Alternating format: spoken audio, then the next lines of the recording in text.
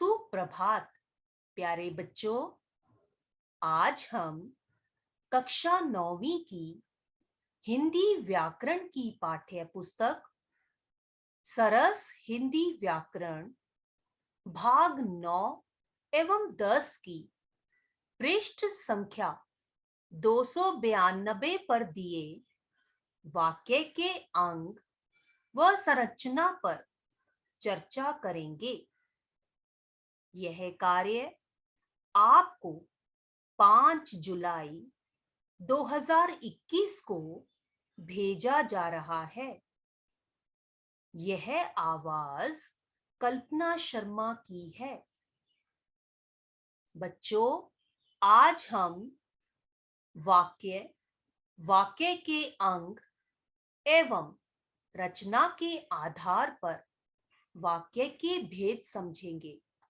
इसलिए आप सभी अपने पास अपनी अपनी पुस्तक तथा उत्तर पुस्तिका रख लें, क्योंकि विषय पर चर्चा करते करते आपसे कुछ प्रश्न भी पूछे जाएंगे, जिनके उत्तर आप विषय को समझकर ही दे पाएंगे।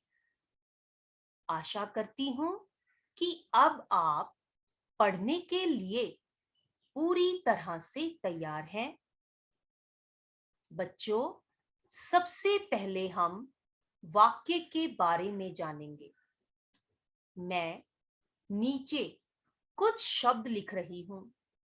शब्द हैं भाई ने प्रतियोगिता में भाग लिया, मोहन के चित्रकला छोटे। इन शब्दों को मैं 3 प्रकार के वाक्य में प्रयोग करूंगी।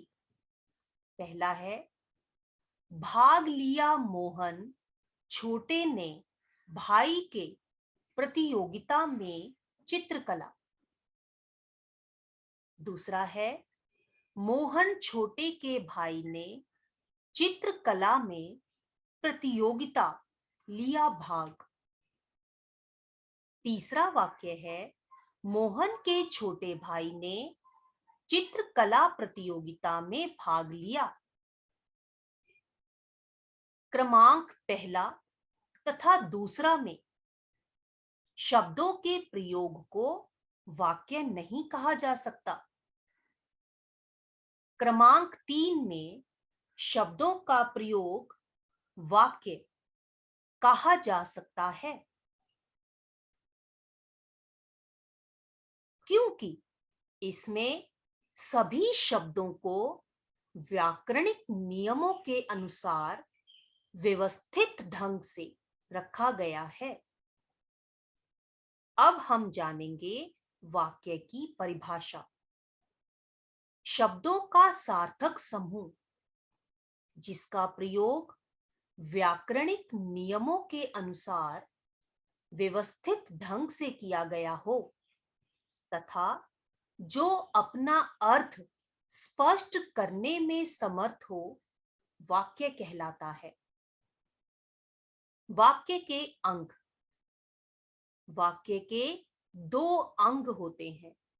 पहला उद्देश्य, दूसरा विधेय। पहला उद्देश्य। वाक्य में जिस वस्तु, व्यक्ति आदि के विषय में कुछ कहा जाए उसे उद्देश्य कहते हैं। जैसे वाक्य देखिए, सुभाष चंद्र बोस ने आजाद हिंद फौज का गठन किया। दूसरी उदाहरण है हमारी कक्षा के कुछ लड़के पार्क में खेल रहे हैं।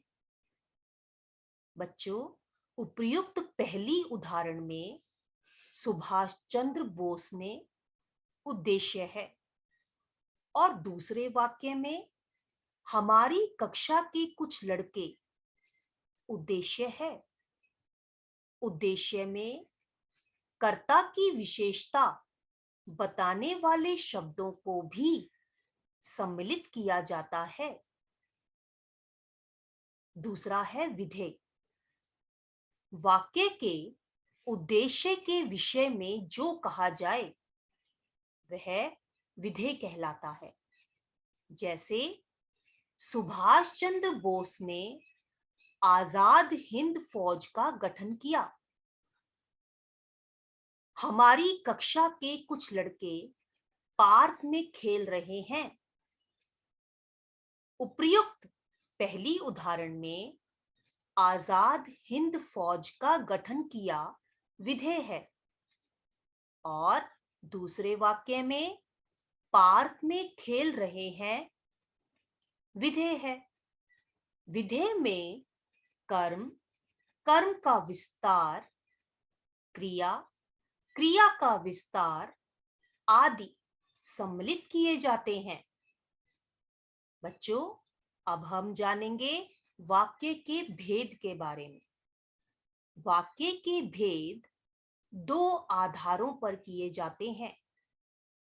एक अर्थ के आधार पर, दूसरा रचना के आधार पर। बच्चों, अर्थ के आधार पर वाक्य के 8 भेदों को आपने अपनी पिछली कक्षा में किया था। अतः पाठ्यक्रम के अनुसार छात्र रचना के आधार पर वाक्य के भेदों की जानकारी प्राप्त करेंगे। अब हम जानेंगे रचना के आधार पर वाक्य भेद। रचना के आधार पर वाक्यों को 3 वर्गों में विभाजित किया जा सकता है। वो 3 है। पहला सरल वाक्य, दूसरा संयुक्त वाक्य और तीसरा मिश्रित वाक्य। आइए इन्हें विस्तार से जानते हैं। पहला है सरल वाक्य। सरल वाक्य में केवल एक ही विधेय होता है। बच्चों, सरल वाक्य की मुख्य विशेषता है एक ही विधेय का होना। इसमें उद्देश्य एक या एक से अधिक भी हो सकते हैं। कभी-कभी उद्देश्य के अभाव में भी सरल वाक्य की स्थिति रहती है और वाक्य पूर्ण अर्थ प्रकट करता है। नीचे सभी प्रकार के कुछ उदाहरण दिए गए हैं। आइए देखते हैं। पहली उदाहरण है, मोहन कक्षा में पढ़ता है। इस वाक्य में एक विधेय है और एक उद्देश्य है।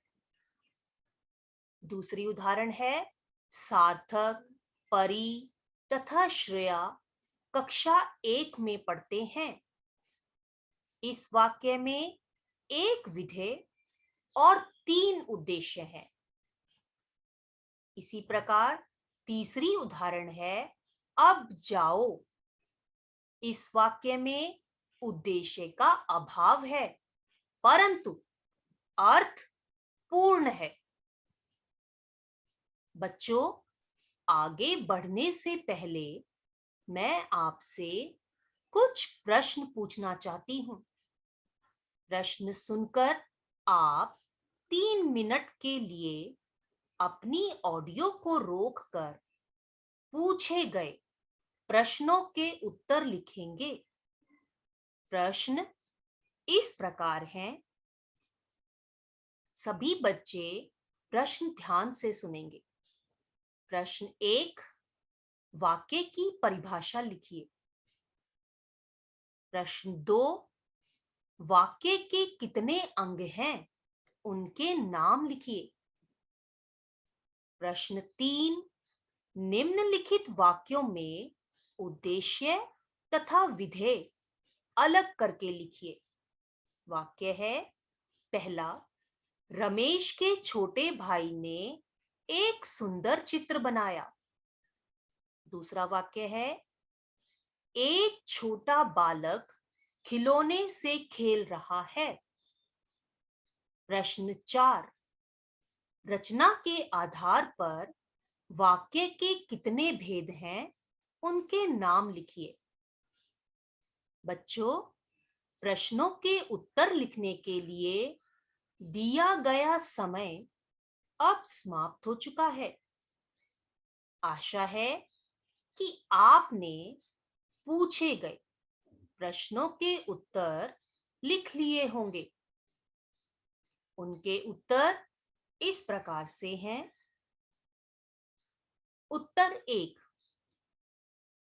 शब्दों का सार्थक समूह जिसका प्रयोग व्याकरणिक नियमों के अनुसार व्यवस्थित ढंग से किया गया हो तथा जो अपना अर्थ स्पष्ट करने में समर्थ हो, वाक्य कहलाता है।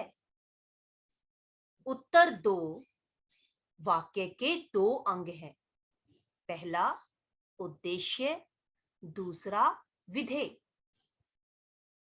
उत्तर 3, निम्नलिखित वाक्यों में उद्देश्य तथा विधेय अलग करके लिखिए।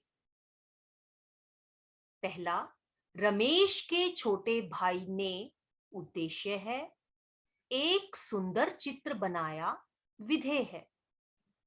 दूसरा वाक्य है, एक छोटा बालक उद्देश्य है, खिलौने से खेल रहा है विधेय है।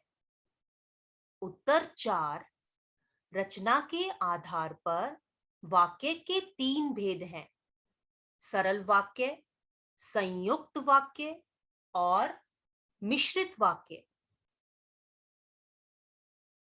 बच्चों, अब विषय को आगे बढ़ाते हुए रचना के आधार पर वाक्य के दूसरे भेद को समझने का प्रयास करते हैं। वाक्य के दूसरा भेद है संयुक्त वाक्य। इसमें 2 या 2 से अधिक उपवाक्य किसी समुच्चय बोधक अव्यय अर्थात योजक द्वारा जुड़े होते हैं। ये वाक्य एक दूसरे के पूरक तो होते हैं, पर आश्रित नहीं होते। दोनों ही प्रधान वाक्य होते हैं। जैसे, हम लोग घूमने गए और वहां 4 दिन रहे। दूसरी उदाहरण है, मेरा भाई बीमार है, इसलिए हम अस्पताल जा रहे हैं।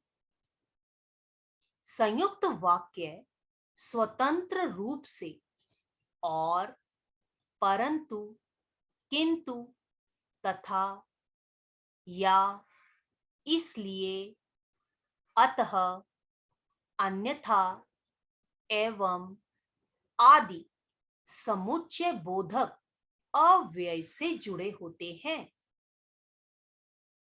तीसरा भेद है मिश्रित वाक्य। मिश्रित वाक्य में भी एक से अधिक उपवाक्य होते हैं, पर इनमें एक उपवाक्य मुख्य या प्रधान उपवाक्य होता है तथा शेष उपवाक्य पर आश्रित उपवाक्य होते हैं। मिश्र वाक्य के उपवाक्य व्यधिकरण समुच्चय बोधक द्वारा जुड़े होते हैं। जैसे, पहली उदाहरण है, जैसे ही प्रधानाचार्य कक्षा में आए, सब विद्यार्थी शांत हो गए। दूसरी उदाहरण है, मैंने देखा कि बाजार में चहल पहल है। दूसरी उदाहरण में 2 उपवाक्य हैं, मैंने देखा, बाजार में चहल पहल है। ये दोनों उपवाक्य की व्यधिकरण समुच्चय बोधक अव्यय द्वारा जुड़े हैं। इन वाक्यों में मैंने देखा प्रधान उपवाक्य है और बाजार में चहल पहल है आश्रित उपवाक्य है। मिश्रित वाक्य के उपवाक्य पर्याय कि, जो, जहां, जब, जिसने, यद्यपि, जैसे, क्योंकि आदि व्यधिकरण समुच्चय बोधक अव्यय से जुड़े होते हैं। संयुक्त वाक्य और मिश्रित वाक्य की पहचान कैसे करें? बच्चों, इन्हें जान लेना भी जरूरी है। तो आइए जानते हैं। संयुक्त वाक्य में सभी उपवाक्य स्वतंत्र होते हैं। संयुक्त वाक्य के सभी उपवाक्य और, तथा, परंतु, किंतु, लेकिन, अथवा, या, अतः, इसलिए जैसे समुच्चय बोधक से जुड़े होते हैं। मिश्रित वाक्य में एक उपवाक्य मुख्य होता है और शेष वाक्य उस पर आश्रित होते हैं। मिश्रित वाक्य में आश्रित उपवाक्य कि, क्योंकि, जहां, जैसे, जब, यद्यपि, जो, जिसने, जैसे समुच्चय बोधकों से जुड़े होते हैं। बच्चों, आशा है कि आपने रचना के आधार पर वाक्य के तीनों भेदों को अच्छे ढंग से समझ लिया होगा। अब मैं आपको गृह कार्य दे रही हूं। इस कार्य को आप अपनी अपनी व्याकरण की उत्तर पुस्तिका में लिखेंगे।